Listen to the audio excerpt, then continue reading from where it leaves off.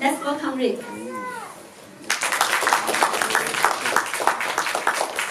Ni hao. So before you're impressed, at our school, Miramonte Christian School, and by the way, CIE and CASPA, thank you so much for inviting me. Danny Huang for inviting me here. I really appreciate it. It's an honor to be here. I will tell you, I think we beat you time-wise, because, okay, thank you. Miramonte Christian School has been in this community since 1906.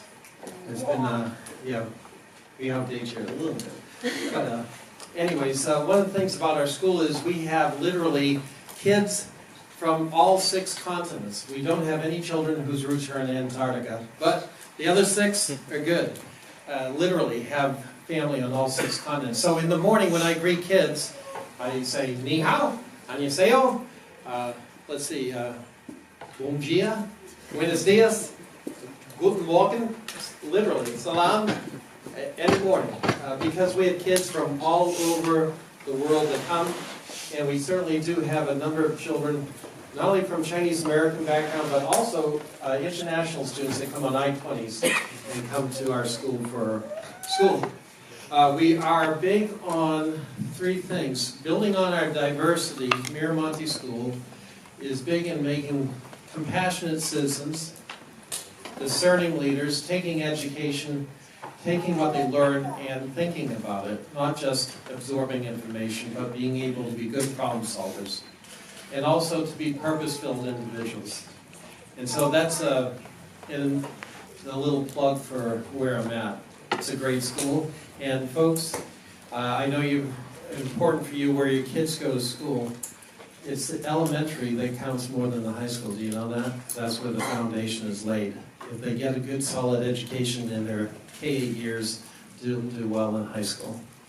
And one last plug, if you can put up with it, is probably the most famous person to come from Miramonte. We have a lot of people in the area who are doctors and engineers because it's been here for so long. We literally have generations that go to the school. But probably the most famous person is Ray Dolby. Was a boy at our school a long time ago. And someone says, who's Ray Dolby? Well, watch a movie and watch at the end the credits. And you'll see this little rectangle at the end saying Dolby Sound. Ray Dolby is the one who engineered all the sound for movies. He was one of our students. So, yay, we claim him. But anyways, what I'm here to talk about, you'd probably call it a soft skill. I think it's a tough skill. I think it's a hard skill, is communicating with our youth. 3 weeks ago, we had our first day of school. Can you hear me, folks? And on the first day of school, it's always memorable, especially for parents of kindergartners. You know why? Because it is tough. It's a tough day. But it's mostly tough for the moms and dads, not the kids. And so you see pictures like this often.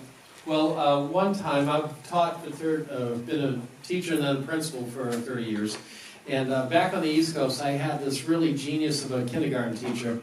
And the mom dropped off her kid and came back and showed me this little bag with a red cross on it. And she goes, your teacher's a genius. I go, why's that? And she opened it up, and inside were a bunch of Hershey's Hugs and Kisses and a tissue box. Because the teacher knew that it's always harder for the parent to let go while the child is ready to move on. Isn't that true? And if it's true at that age, guess what happens when they get to be early teens? They're ready to get going, but guess who's a little slow on that one? It's hard for us to let go. It's hard to us to recognize that they're coming to a different part of their life where they're not just going to take everything we say, they're going to evaluate it for themselves. As I tell parents, they have an annoying habit of starting to think for themselves instead of just taking what mom and dad says. And I can cite a lot of statistics that would really bore you, and you're not here to be bored, and I'm trying to keep you from being bored.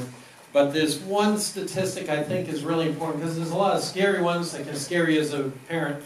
But one that really should be something that lodges in all our minds.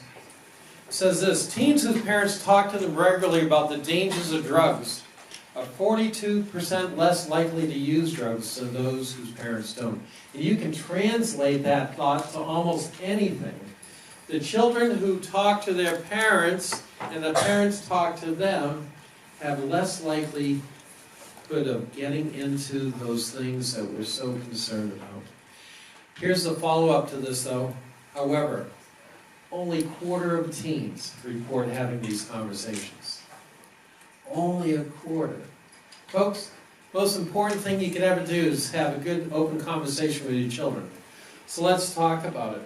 First off, I always like what Gandhi said, be the change. We always do that for everything else, but how about when we look at ourselves in the mirror as a parent? Be the change you want your child to be. You know, the fact is, the research is, human nature is prone to imitation. How many times do we tell our kids to do one thing? We don't want them to get into drugs, but maybe we have our liquor cabinet, you know, and guess what? They follow our lead. I've even noticed as a principal, you know, I've found that in any kind of leadership role, whether you're a parent, a principal, a leader of an organization, assemblyman, whatever, people will imitate you. And the bad habits they have or they develop, I've found, like with my group, the bad habits they develop are the ones they found copying me. So be what you want your children to be. And then, of course, we do have educational research now, thanks to MRI and the CAT scan and all that. But we process things visually more than text. Text is a very poor way for the brain to process things. It always does better with the visual. And it always does better visual. Your eyesight is dominant over your hearing. That's why they can play those games and tricks that you see one thing, you hear another. Your eyesight and your visual memory is dominant. So what we see is people, what we see our leaders doing, what our kids see their parents doing, outweighs anything you'll ever say. This is the other thing. I had a pastor who said this, and I thought it was the best thing, and I found it to be true over and over and over again. Children spell love T-I-M-E. And I'm glad to see you here with your kids today. That's a good sign. See, I'm preaching to the choir, right? You spell love time because it's how we're present in our kids' lives that make them feel important, right? Your presence tells them whether they're more important than the ball game or whether they're more important than your job. And their importance in your life is tantamount because kids live for their parents' approval. I deal with and counsel adults who are still on the quest for their parents' approval. I met this gentleman. He was a retired dentist. He was about 80 years old. He was still waiting to get his father's approval. Sad. Isn't that sad? 80 years old and still didn't have his father's approval? Find common interests and develop regular family outings. I knew this friend of mine, he had a great relationship with his kids. I said, what was your trick? He says, well, I found out when they were kids. And you got to start here, by the way, when they're young. He says, I found when they were kids that we all like to ski.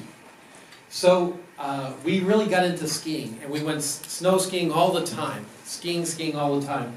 And so whenever something was coming up, maybe they're aware of some challenging things with other classmates or whatever, or maybe a time that I was better off getting out of the area, he'd say, hey, you know, I was thinking of going skiing this weekend. And it wasn't just by accident, it was very well planned.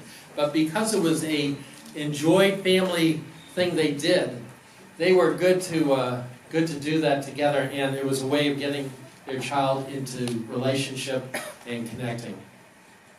By the way, what you want to do is talk with your youth, not to your youth. When they're younger, you can talk to them, and sure, they'll do whatever mom and dad says. But once they get to the adolescence, you want to talk with your youth. Keep in mind your goals for communication, open communication. You know, I'm the father of 3 boys. I always kid that we started when we were really young. I have a 33-year-old who's a lawyer in D.C. I have a 29-year-old studying in Eugene, Oregon to do negotiation, conflict management. And I have a 25-year-old who is currently at home trying to work his way into the Silicon Valley as an engineer into 3D printers. But the big thing to me is, and I tell parents this, the The most important thing you want to do is to keep them talking with you, no matter what they're going through. If they stop communication with you, you're in big trouble, and so are they. Mutual respect. Sometimes we wonder why the kids are so sassy to us when we aren't showing respect to them. I tell that to my teachers too. I say, you want respect? Respect is not something you get, it's something you earn. So I tell all my teachers, you start respecting the students and they will respect you back. Then the other thing is trust. Those are the things to build a relationship on, isn't it? Healthy, happy relationship with your children, because someday they won't be a kid anymore, they're an adult. And I'll tell you, at this point, it was harrowing going through their teenage years, I won't kid you, but it's really nice to have friendships with my sons as adults. It's a great thing. So talking with them, be proactive, not reactive. When they have something to tell you, and they'll drop a bomb on you, and usually it's when you don't want to hear it. You know, my son, the one that's the engineer, he's like a one-word, you know, how you doing? Fine. How's school? Fine. That was about it. But about 11:30 at night, all of a sudden, pa, pa, pa, pa, pa, pa, pa. And then all the things you weren't prepared to hear, he starts telling you about. It was a shock. Try to be proactive, not reactive. Learn to listen before speaking. One of the great Covey said, understand, then be understood, right? Same thing with our kids. Recognize, relate, and acknowledge their feelings. A lot of times, remember, they're going on a roller coaster of emotions. Let them talk out their feelings and acknowledge their feelings. Sometimes that's all they want. You think they're going to go down one way. If you just recognize their feelings and say, you know, someone says, I can't stand that teacher, he's a jerk. You know, you could get into a lecture about being respectful, but if you start instead by saying, so I hear you're having frustration with your teacher. You may not want to say that. You may be thinking that you want to give them a lecture, but you acknowledge their feelings, let them talk through it. It's going to go over so much better. Remember what it was like when you were an early teen or teenager. Roller coaster hormones, insecurity, novice at being an adult. They're just starting to be an adult. They're going to make mistakes in identity issues. You know, uphold almost every adult. I can do it here too, but I won't because there's kids here. And if I was to ask you, how many of you would want to relive your high school years? I've never had anyone say yes. Not because they were bad, but because it was ups and downs, and there was always something going on. No one wants to relive the high school years. Sorry, kids that are in their high school years, but I should have messed it up for you. It's a great time, but it is a challenging time too. So, the other thing is, watch out for subtle messages. One of the adults I talked with, this woman, she was valedictorian in 3 years. 3.99, graduated valedictorian. Always got A's, was always first in her class. When I talked to her about how her childhood was, by the way, she was always insecure. She never felt good enough. And I said, well, how was it when you were a child? And she goes, you know, I'd come home with all A's, but if I got a 93%, my mother would sit down and go over the 7% I got wrong.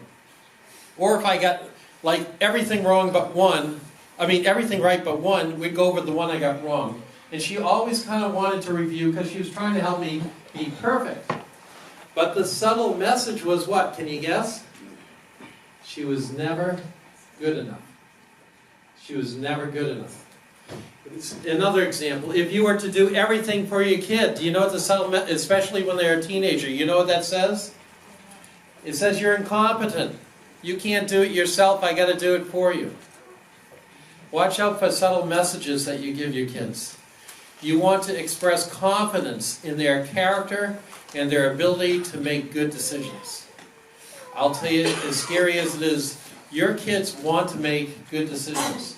They want to do good things. They want to make you proud of them. They really do.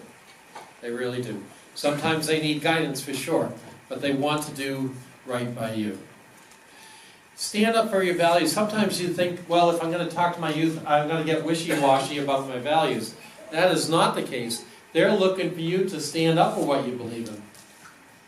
So put it in an unoffensive, non-judgmental way, but share it. And bring the conversation around to helping them make a decision. Don't tell them what to do, help them figure it out. Verbally process it with them. So don't go into punishment, folks, with your teens. Go into problem solving. First, let them tell their point of view. Then you state your feelings and expectations, your point of view. Brainstorm all possible answers or solutions, and don't even throw out the crazy ones, right? Then review them and provide choices. You can say we can't do this one, but tell them why. But always have choices. You know, part of the thing about being a human being is having the freedom of choice. You don't want to suppress a child. You want them to feel like they have a little room so they can go, if they need to apologize, well, you could write a letter of apology, and maybe you want to go see them in person. Provide choices. And work together. That's the really important thing. You know, it's in a friend of mine had a background in the Orthodox Jewish religion, and in his group, his clan, what they did was this. I thought it was phenomenal.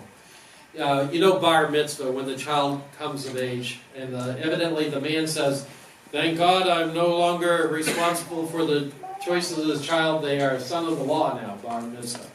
Anyways, and I may not have the whole Jewish religion, but at least for this group, this is how they practice it. They then said, okay, you're 12 or 13, you're now responsible to make all your own decisions. Yay, says the kid, right? But there's a caveat here.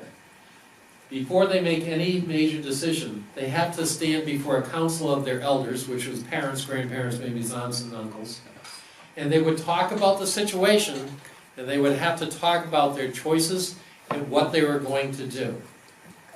In that community, they let the young person choose what they were going to do to solve the problem and made them live by it.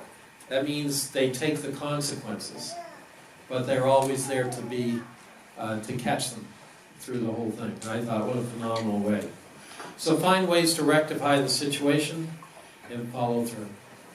You know, if you do these things, you can have a really lasting relationship with your teens. And I'll tell you, for those teens that are here, do you want your parents to talk with you and listen to you and kind of work things out? He's smiling. He says yes. All right? I'll take that as a yes. Study like it's your PhD, because it is. If you're going to do one thing right, if the only thing you do right in life is be a parent, be a parent. Because you don't know if your child is the next Gandhi, the next leader. Who knows who he could be, next president of the United States? You don't know. Study like it's your PhD, because it is. And this is a great book. How to talk so teens will listen, and listen so teens will talk. Keep the communication open. Thank you.